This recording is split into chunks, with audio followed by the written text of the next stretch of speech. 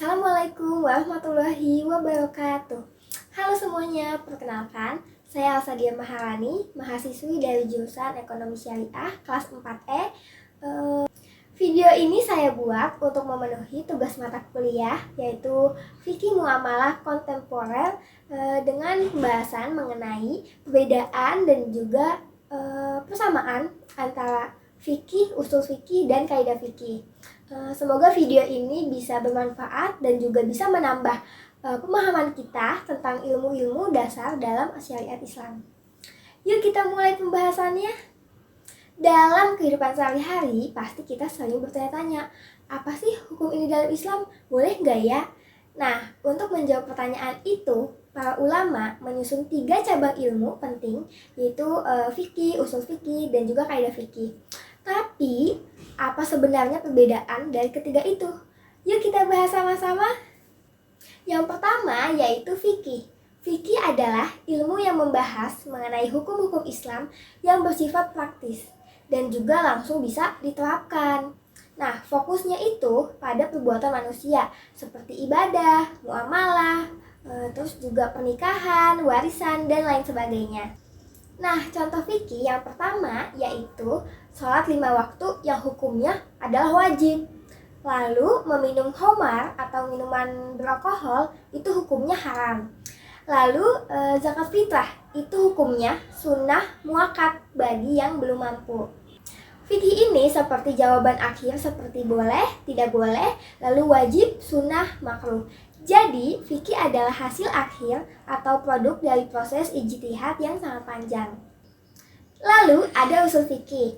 Ini adalah ilmu yang membahas bagaimana cara-caranya para ulama itu bisa mengambil hukum dari dalil-dalil di Al-Quran, hadis, ijma, dan juga qiyas.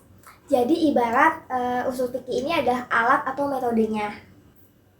Usul fikih ini juga membahas hal-hal seperti apa sih arti perintah dalam Al-Quran, lalu apakah setiap larangan itu bersifat haram, terus bagaimana kalau ada 2 dalil yang tampak bertentangan. Contoh pembahasan usul fikih itu seperti kata perintah, aqimi sholah, yang berarti wajib. Kalau ada pertentangan antara hadis sahih dan yang lemah, nah yang dipilih itu yang sahih. Nah, dalil umum ini bisa dikhususkan dengan dalil yang lain. Tanpa usul fikih, maka fikih bisa keliru atau asal-asalan. Gak ada metode ilmiahnya. Nah, yang terakhir adalah kaidah fikih. Ini adalah prinsip-prinsip hukum yang sifatnya itu umum, tapi bisa diterapkan dalam banyak kasus. Nah, kaidah ini tuh disusun berdasarkan pengamatan terhadap berbagai hukum fikih yang ada. Contoh kaidahnya, al-yakin la yazulu bisyak, yang artinya keyakinan tidak hilang karena keraguan. Jadi kalau kamu nih udah yakin wudu, tapi tuh ragu apakah batal atau enggak, nah itu maka tetap dianggap punya wudu. Nah, contoh kaidah fikih seperti tadi itu membuat hukum-hukum fikih ini bisa diaplikasikan secara fleksibel dalam berbagai situasi. Ketiga ini punya peran masing-masing tapi saling berkaitan erat. Perumpamaannya begini, usul fikih itu seperti mesin pembuat hukum. Nah, kaidah fikihnya itu seperti peta umum dalam pengambilan keputusan hukum.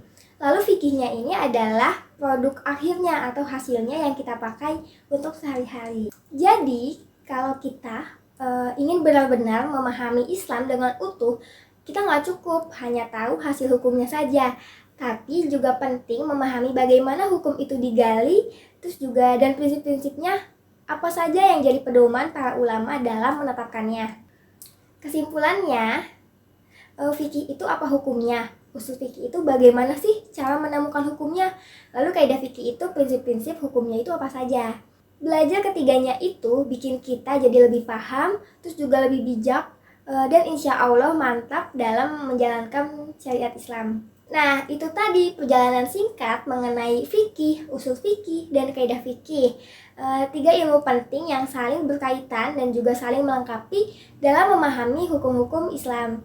Nah, semoga penjelasan yang tadi saya jelaskan ini mudah dipahami oleh teman-teman dan juga bisa membantu teman-teman semua dalam belajar.